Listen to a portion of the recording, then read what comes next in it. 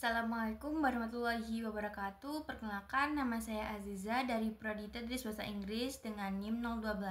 Kali ini saya akan membahas tentang tasawuf di Indonesia dan neosufisme. Topik ini menurut saya menarik ya, karena bukan hanya soal agama saja, tetapi juga menyambung ke kehidupan kita sehari-hari.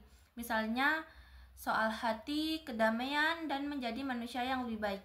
Jadi gini, apa sih tasawuf itu? Tasawuf itu bagian dari ajaran Islam yang fokus pada pendalaman spiritual, pujian hati, dan usaha mendekatkan diri kepada Allah.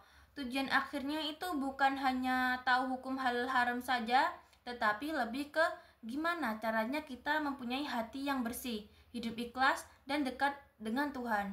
Dalam praktiknya, orang yang menempuh jalan tasawuf diajarkan untuk bersabar, rendah hati, jujur, dan meninggalkan hal-hal duniawi yang bikin kita lalai dari Allah. Tapi bukan berarti anti dunia ya, lebih ke arah tidak terikat secara berlebihan.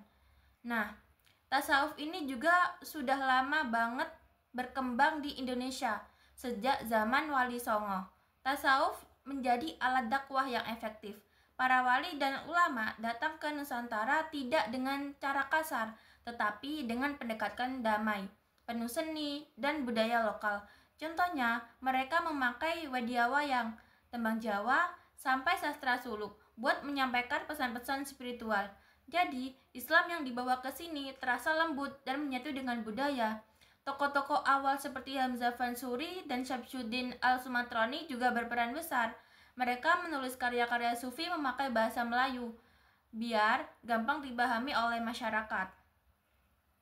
Selain itu, perkembangan tasawuf di Indonesia juga kuat lewat tarekat, semacam komunitas spiritual yang dipimpin oleh seorang guru atau mursyid. Contoh tarekatnya yang populer yaitu Naksabandiyah dan Qadiriyah.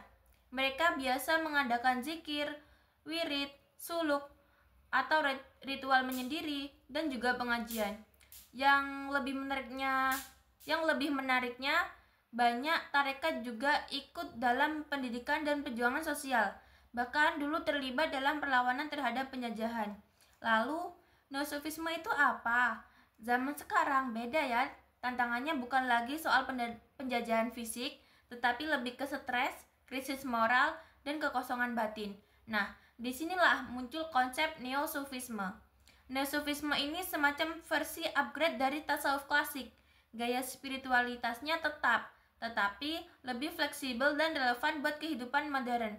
Misalnya, kita tidak harus hidup di gua atau zikir berjam-jam, tetapi cukup dengan menghidupkan nilai-nilai tasawuf dalam kehidupan sehari-hari, seperti jujur, sabar, tanggung jawab, dan cinta kasih, peduli terhadap lingkungan, dan kemanusiaan.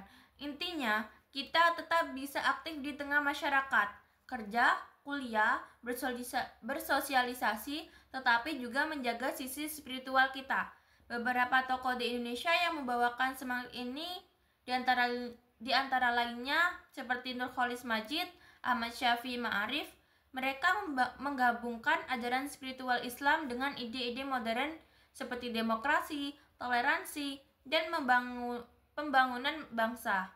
Jadi kesimpulannya teman-teman, baik tasawuf klasik maupun neosufisme itu sebenarnya punya satu tujuan, membentuk manusia yang damai, jujur, dan punya hati yang bersih. Di tengah dunia yang makin keras, ajaran ini justru bisa menjadi jawaban agar kita tidak gampang marah, tidak gampang baperan, dan lebih peduli sama orang lain.